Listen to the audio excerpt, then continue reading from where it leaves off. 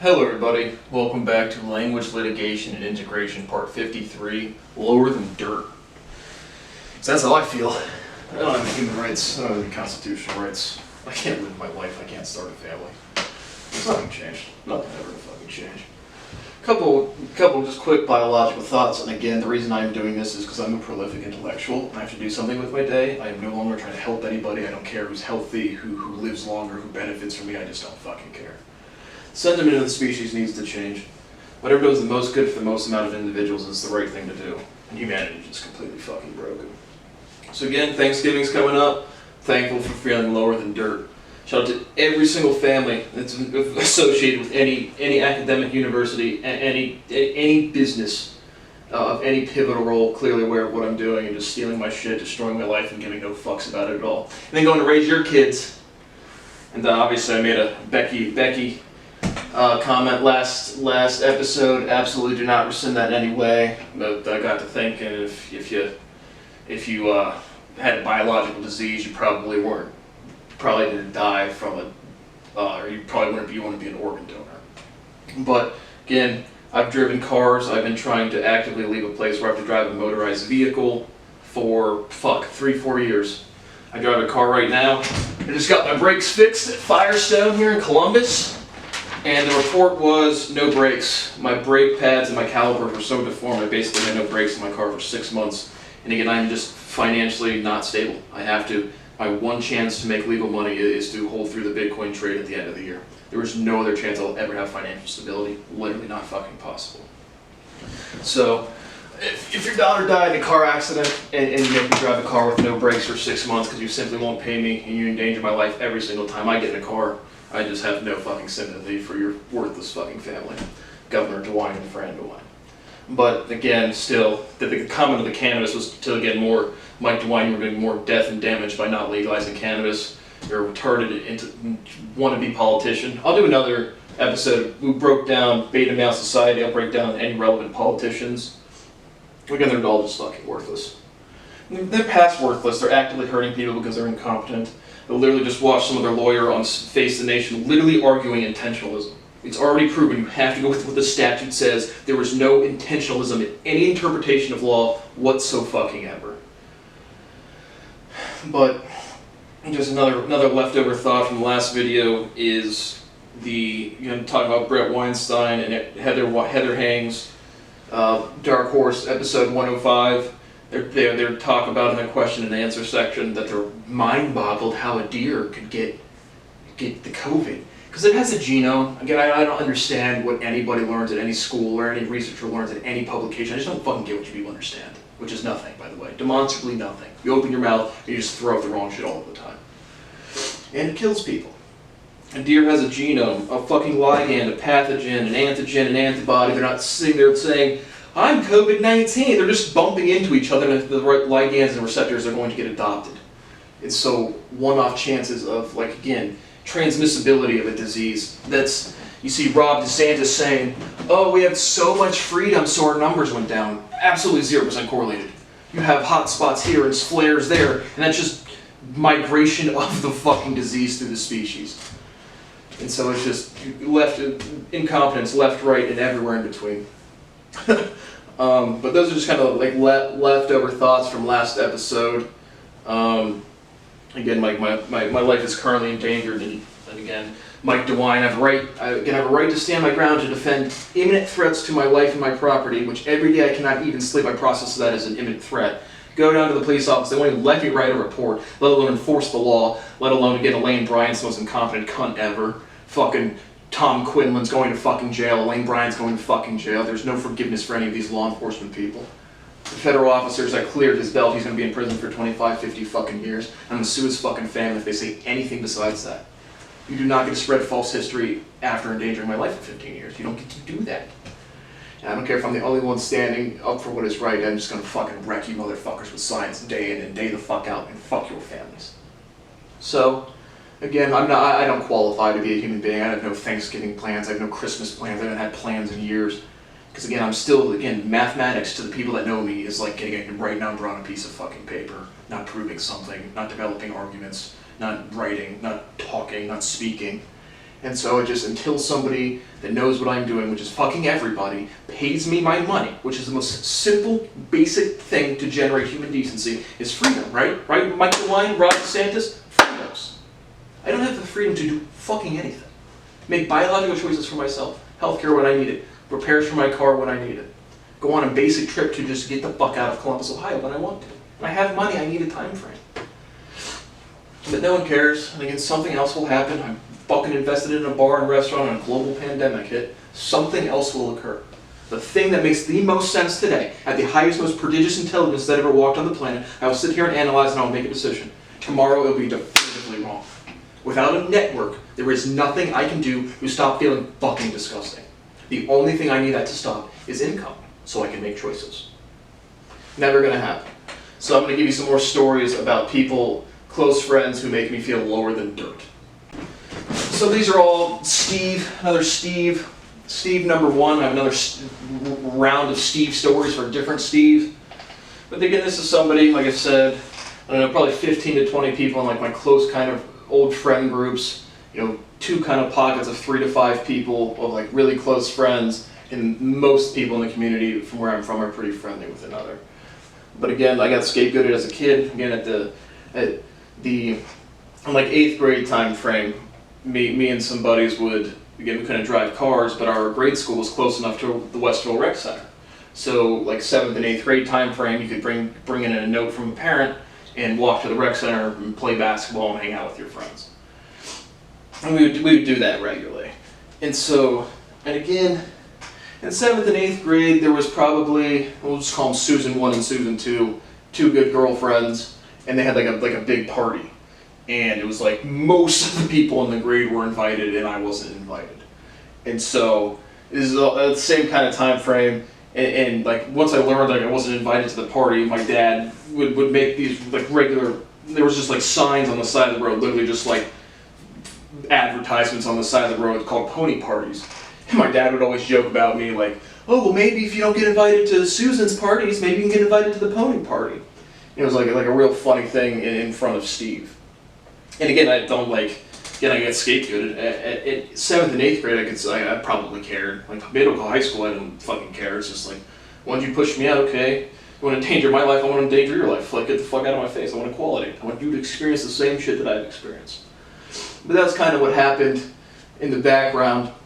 And then so one day, 7th or 8th grade, we're walking to the rec center, and my buddy Steve goes, like, your mom asked our parents to invite you.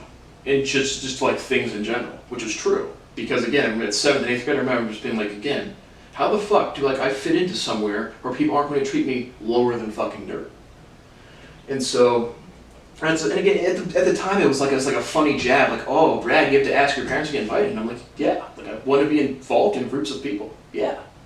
And remember, like I said, I was always the person from middle grade school, late grade school, to the end of high school, driving most of the social functions, setting things up, getting things together, blah, blah, blah. Another one, again, so that's in 7th or 8th grade. Fast forward to like sophomore, junior year of high school, again, taking the ACT, somebody's house that I slept over regularly, and sleep over one night at his house, get up in the morning. This was right after we got our results back. Remember, I think the most I got was a 31, super scored 33, but I can show you on this test I got a 31. I can show you the graph of the science questions when I got a 27, where it was just, again, wrong logic. Again, 1 + 1 = 3 to some people, 5 to another, 27 to another, you just gotta guess. But I got some pretty good grades on the ACT, and then we come upstairs after sleeping over at his house one night, and his mom goes to me, well, you should give some of your points to Steve. And again, it's like this like backhanded compliment, like, wow, you did good. I remember just thinking, I'm like 16, 17-year-old, and this is like 45, 50-year-old woman that's like incapable of like not competing over her kids. Talk about the King Richard movie. Just parents that care about nothing but sports. The community I'm from, they care about nothing but competing. They just have to be better than everybody else at everything, and they're not. And so that was in high school. Make sure I'm still rolling. And so fast forward to, again, literally probably about a year, at least 6 months after I've proven all of these things, probably again 23 years of age, and again, no one in my community, again, the compounding narrative, just quick refresher, when I was a kid, I was a good sports guy that was going to be the medical doctor, and then I was and that was intact till about 18. Then I was the guy that fell off, again, really getting broken up with, or not having a girlfriend. It was kind of like, in my mom's word, that's when it all went downhill. And it didn't. Again, I was just, again, went from being a medical student, facing $300,000 of debt till I'm 45, or be an entrepreneur, and, again, not even an entrepreneur, but just get a fucking teaching job, or a math job, or some sort of technical job in investing, and being an inventor. Made a lot more financial sense, but it all went downhill from there. No. But, so my buddy Steve, he's getting his job. Again, remember all these people, this one went to Ohio school, partied for 5 years, joined a frat, did a bunch of bullshit, probably cheated his way through everything, and then he's gonna go get a job. And so now he's got like this math section.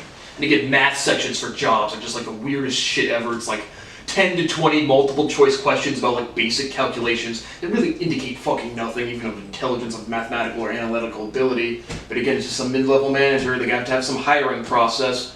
They were the student council president in school, and they're going to go lead and guide, and they have no fucking clue what they're doing. But Steve asked me to take his math test for him. I'm like, fucking, I don't care. I'm very low level, but pretty active criminal throughout my life. Like, I don't fucking care about laws or rules. Would always help people with their homework. Literally, like, not even help people with their homework. Like, because like, I was the one that did all of my homework. And a lot of people would do their homework, be like, do it yourselves. If people wanted all of the answers, I'd just give them all the fucking answers. I really, literally remember being like, at least Sunday night in high school, people like to interact with me. It's like, I don't care if you cheat your way through school. It doesn't cheat me out of anything. But at least I get some interaction.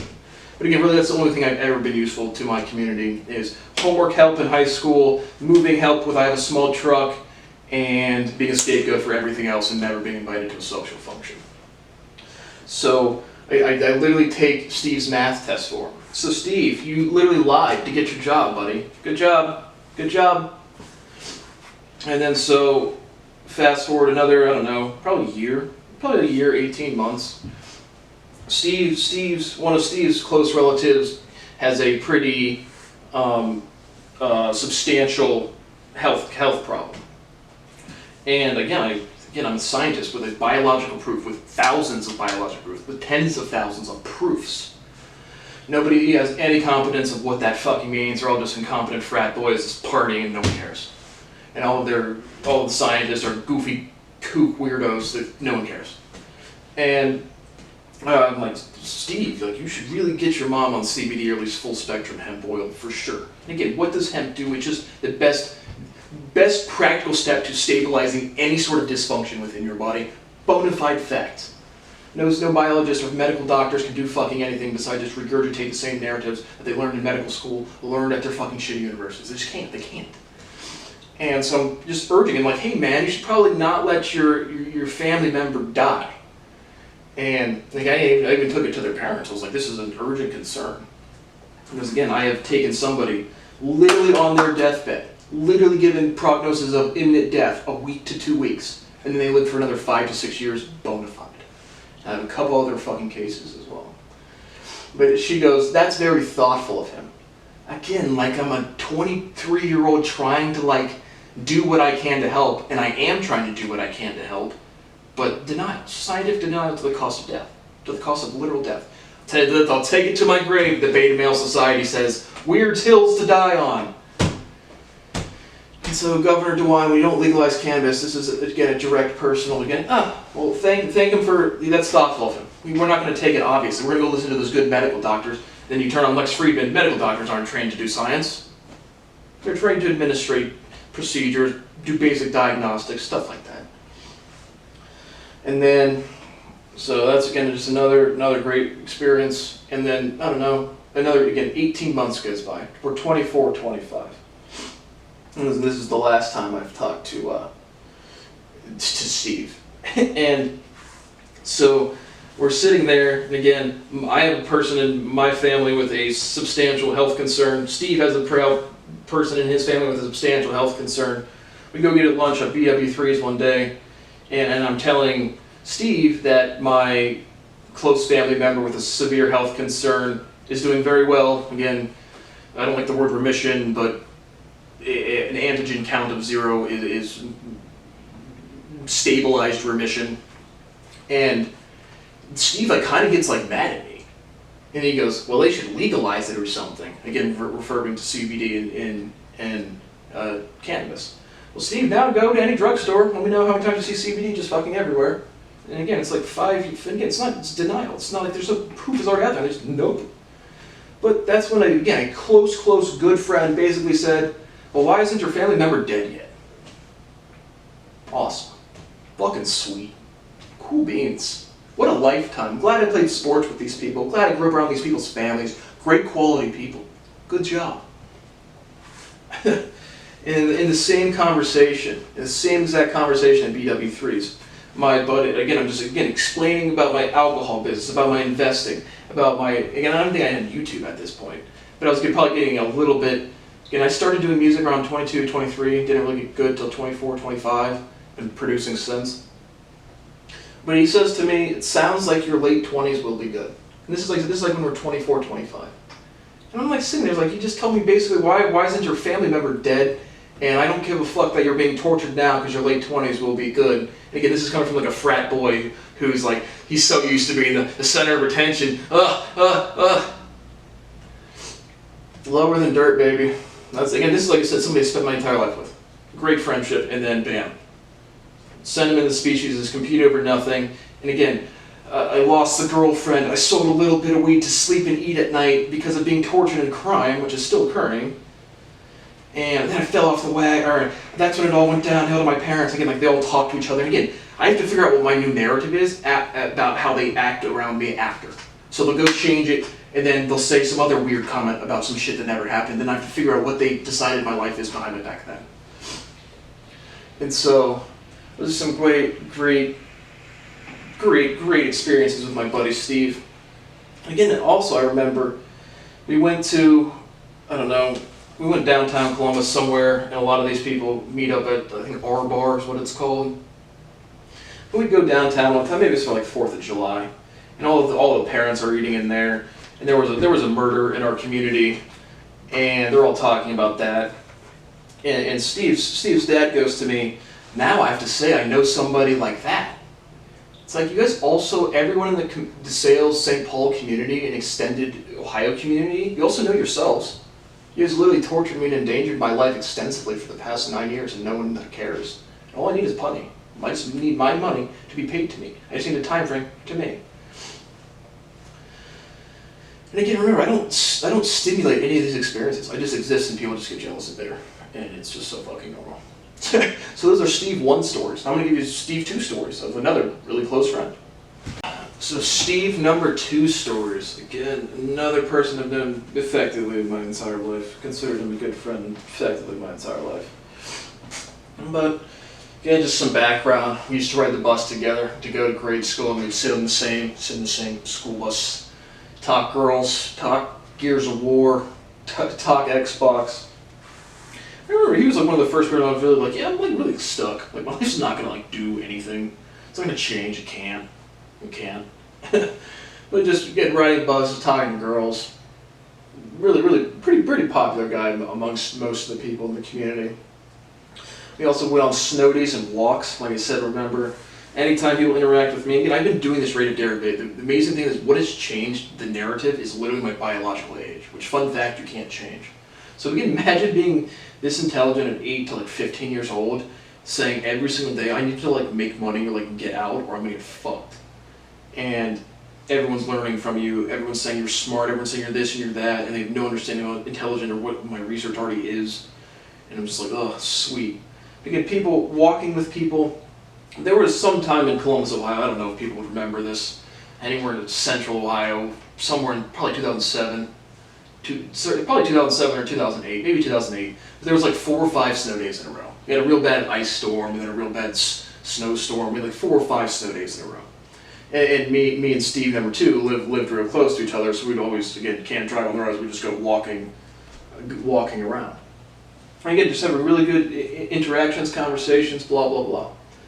And so, again, all of these people that I have fallings out with, they learn from me, they benefit from me, and the backdrop of friendship is easy and convenience, and then just use that whenever possible, and then it just like, and to me that's not friendship. That is precisely exactly what friendship isn't.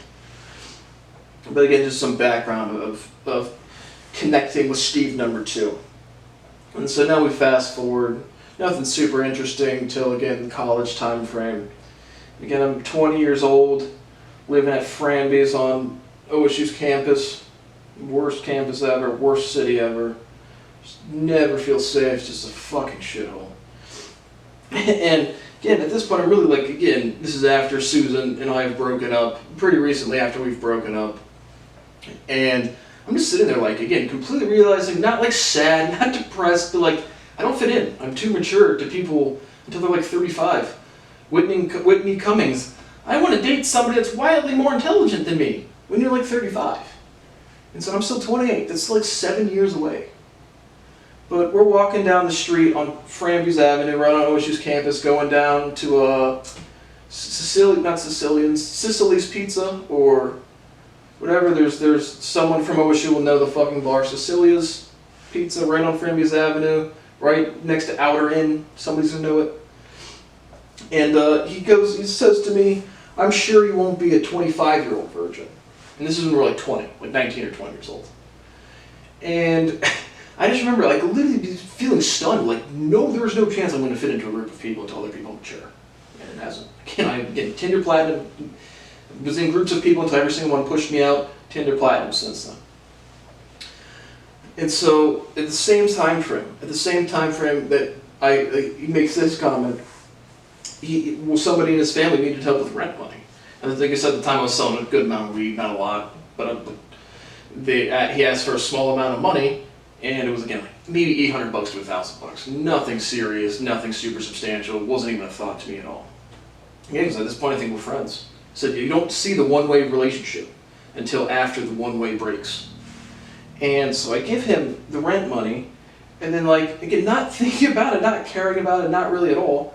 And then like a week or two goes by, and then he gets a check from the person I loaned it to, and it bounces. The fucking check fucking bounces. I take it to the bank, and they're like, you don't want to cash this check. It's not going to go through. And so I'm just like, sweet. And again, this is like even at the time, like, I didn't care if you fuck about the money really, because I had cash flow at the time. The only time I've ever had cash flow was when I was selling weed. And I just remember thinking, whoa, like, here's the first time that I just like gave someone who was a friend, and like a long-time friend, a small amount of money, and I got a bounced-ass check back. But yeah, he ended up paying me because the loan was for his family member. But right at that same time, literally right at the same time that I helped his family member pay their rent, we were sitting there at Framby's one day, and again, at this point, like I said, I'm getting pushed out of all the friend groups. I have no real fucking social life. I have no fucking friends at all. And he's going to a party with like kind of new people. This friend had a good amount of like outside friendships from other schools and stuff. And I'm trying to like politely be like, yo, like invite me. Like let me hang out with new people that might be females. Maybe I can get a girlfriend. And he goes, well, it's with my group of friends. Whoa, look, I was your friend like 2 weeks ago when you needed rent money. Just to hang out. Forget the fucking money, to go fucking hang out with people. Dogs like to look at other dogs' faces more than other people. I haven't had genuine human interaction in years. Like 4 or 5 years. I try every day. Be patient with new ideas. Go try to report crime. Can't get into a singing school. Okay. But it's with my group of friends. Okay. And then, and this is one of the last friend that I referenced again that I had. I visited my buddy Jimmy literally in 2017, and this was like I had lunch with this Steve like one time, like again 3 years ago, probably at least 3 to 4 years ago. And again, we go there, like we're going to Five Guys just to get fucking lunch, and I haven't seen him in fucking 8, 12, 15, 16 months. Again, I'm not like looking for validation. I'm just looking for people to not harass me, to not get intimidated that I exist, and just latch onto and just fucking torture me by people that are privileged beyond their wildest dreams. We're in the car going to Five Guys, listening to Joe Rogan and Joey Diaz, and I think I've already told this story, because do you listen to Joe Rogan? As Joe Rogan's like completely fucking aware of me. But that was the last time I saw him at all, and then he was going to come over again one time at the very beginning when I moved into my other apartment, and again, this is at the same time, it's like, hey man, let's hang out. And I'm like, okay, great. I'll come over tomorrow after work. Okay, great. Tomorrow after work comes by. Oh, dude, I'm busy. Okay. Well, I'll come back tomorrow. Okay. Never comes by. Flaky as fuck. This is not me bitching about people. This is me saying that I have been ostracized so profoundly that I do not have a natural appetite. I do not get naturally horny. Like I don't. You need general interactions with other people, particularly of your age and of your species. And there is a definitive police law enforcement response while, again, my constitutional right, Article 1, Section 8, Subsection 7, is violated in profound and substantial fashion. So there you go. Again, I have a lot more stories like this. I'll probably do some family time stories here soon. There you have it. What a great way to kick off Thanksgiving week. I literally wish I was dead in the most non-concerning, least suicidal way ever. This is not life. This is not existing. 301 YouTube channels, and I put out the highest quality work possible. 35 subs. I'm sure I'm going to drop down a couple. But again, I cannot eat food because I've been ostracized to the point of substantial socializing restriction. And there is absolutely no fucking end in sight. Where all of our politicians, our lawyers, our business people, run the scummiest business and are incompetent as fuck, and they have no capacity for change, as proven by an empirical time frame. If people cared about something, they would do something, and they don't. So thank you for watching Language Litigation and Integration Part 53, Lower Than Dirt. And to any families out there, to any parent out there that's brought a child into this world, imagine I was your kid and they were saying this amount of shit, and it's true. All of this is fucking true. Let me check my notes. The only thing I've written down are quotes. But haven't had a natural appetite in over 9 fucking years because of how profoundly terrible I've been treated. And so, again, I'll be back on the next episode with more stories. See you then.